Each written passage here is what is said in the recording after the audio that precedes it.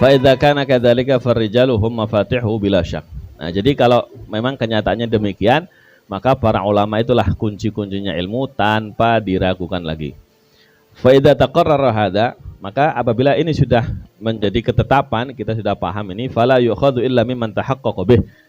Maka enggak bisa ilmu itu diambil kecuali dari orang-orang yang sudah mentahqiqkan ilmu, sudah mewujudkan, sudah membuktikan. Nah, wa hadza aidan wadih fi nafsih. Nah, ini juga masalah yang jelas. Masa kita belajar matematika sama orang yang enggak ngerti matematika? Ya, mungkin enggak ada orang belajar matematika sama seorang guru yang ngitungnya salah. Mungkin enggak? Enggak mungkin orang dia. Nah, ada orang mau berobat kepada dokter, dokternya bengek. Jadi berobat enggak? Ya enggak jadi. Alah, dokternya juga hilang itu. Tadinya semangat pengen ngeliat dokternya. Ada apa-apa? Ya. Enggak tega kita mau berobat itu. Ya, orang dokternya aja perlu obat gitu kan. Ada muttafaqun, ini juga masalah yang jelas. Wa huwa aidan muttafaqun alaihi bainal uqala, ini juga disepakati di antara para ulama ahli pemikir, para pemikir semuanya sepakat harus kepada orang-orang yang benar-benar ahli yang sudah membuktikan ilmu tadi. Ya, mewujudkan dan membuktikannya. Id anna syurutahum fil alim bi ayyi ilmin ittafaqa ayyakun.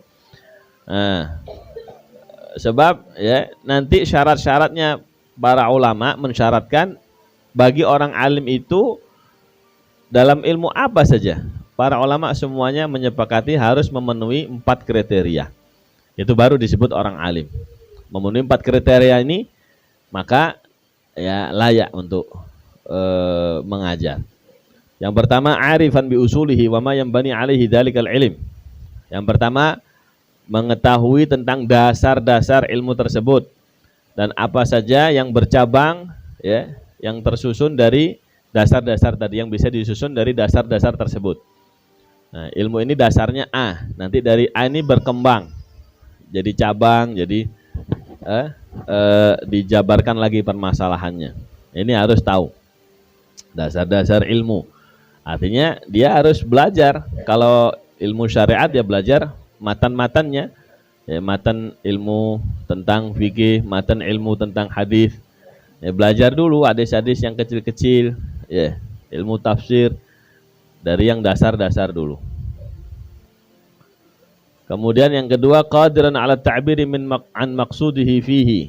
Dia mampu menjelaskan, mengungkapkan tentang maksud dari dasar-dasar keilmuan tadi dalam masalah tersebut.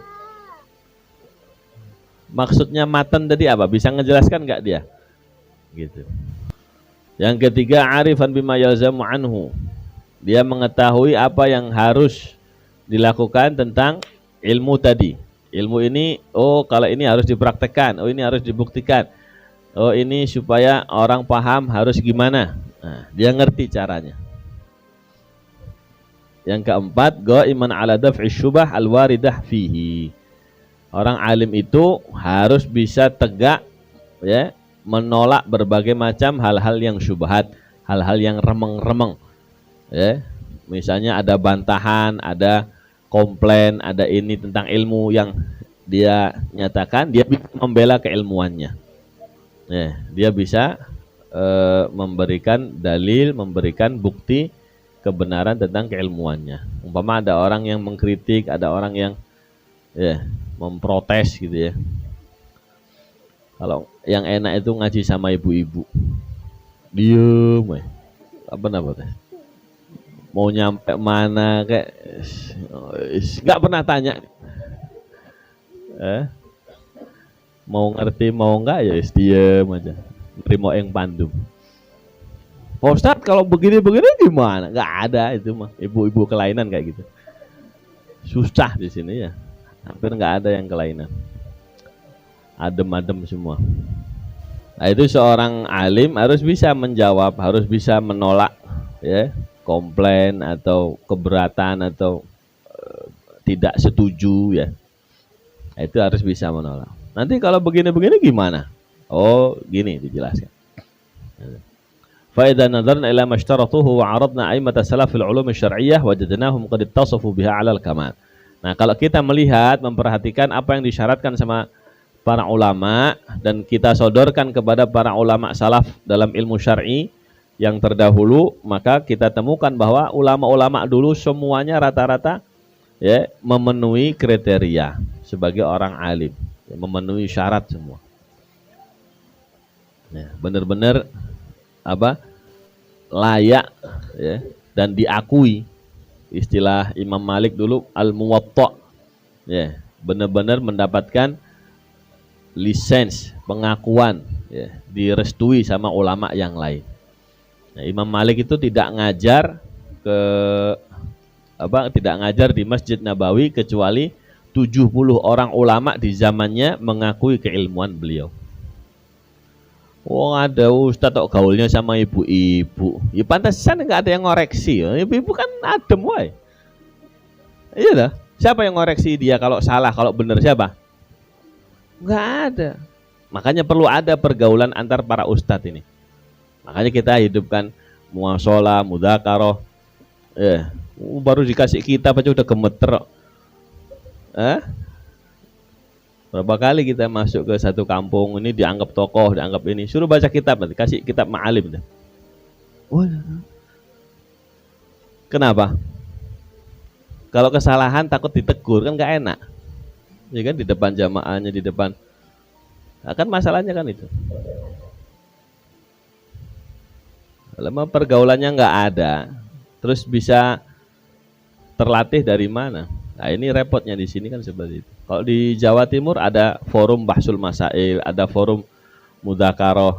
Nah, di sini ini forumnya nggak ada.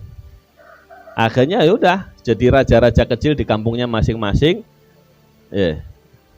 Wah, kadang-kadang menyesatkan satu kampung. Wah, susah ngerubahnya. Harus ribut dulu. Masya Allah. Beda sama ulama dahulu, semuanya punya kriteria. Akhirnya disusunlah ilmu usul fikih. Dasar-dasar disebut usul, jamak dari aslun. Dasar, asal itu dasar pokok. Usul ini dasar-dasar. Usul al-fikih ini faham. Dasar-dasar pemahaman. Artinya kalau memenuhi kriteria dasar-dasar pemahaman ini, maka pemahamannya bisa dibenarkan, bisa dianggap benar. Tidak memenuhi kriteria ini, pemahamannya nggak bisa dibenarkan, nggak bisa diambil.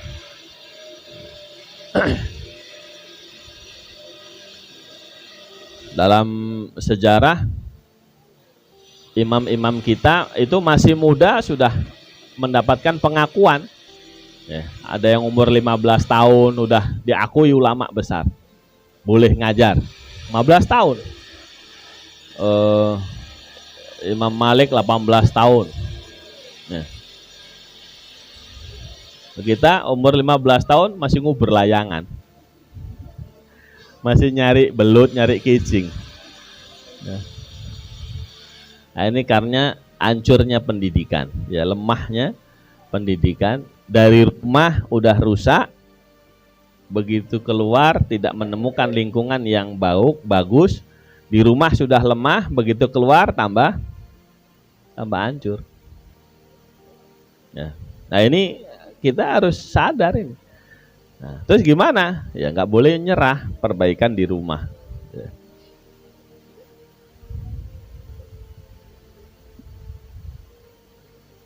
Nah, ini ulama-ulama dulu semuanya managibnya seperti itu. Imam Ahmad bin Hambal diakui sama Imam Syafi'i, sama gurunya, bahwa keilmuannya luar biasa. Saya tidak meninggalkan Baghdad ke Mesir, ya, seseorang yang ilmunya lebih afdal daripada Imam Ahmad bin Hambal. Nah, sekarang ini sistem seperti itu nggak tahu jalan apa enggak. Kayaknya nggak jalan. Kelulusan itu standarnya apa sih? Lulus pesantren itu standarnya apa? nggak tahu gitu. Tahu-tahu mesantrenin, pulang-pulang jenggoten lumutan. Ijazahnya mah lulus ya, ijazahnya. Tapi kalau dites, nah kan gitu.